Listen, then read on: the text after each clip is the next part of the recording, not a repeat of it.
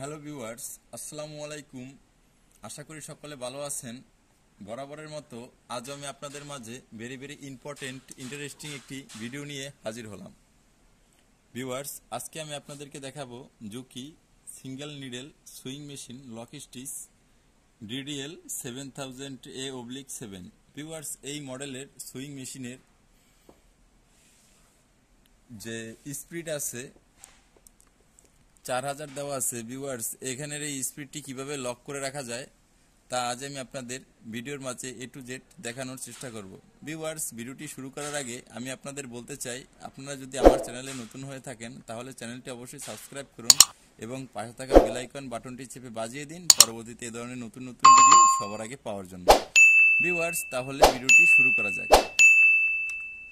Viewers, এজন্য প্রথমে মেশিনের পাওয়ার সুইচটি বন্ধ করে নেবেন, তারপরে এম বাটন এবং এন্টার বাটন দুটোকে একসঙ্গে প্রেস করবেন, তারপরে পাওয়ার সুইচটি অন করে দিবেন। ভিউয়ার্স, P68 একটি প্রোগ্রাম চলে এসেছে। P68 প্রোগ্রামে এন্টার করবেন। ভিউয়ার্স, P68 প্রোগ্রামে এন্টার করার পরে এখানে যে 4000 স্পিডটি আপনারা দেখতে পাচ্ছেন, এখানে যদি আপনি 1000 স্পিড করে তারপরে এন্টার বাটন চেপে যদি সেভ করে দেন, তারপরে আপনারা দেখতে পাবেন যে এখানে 1000-এর বেশি আপনি স্পিড নিতে পারবেন না।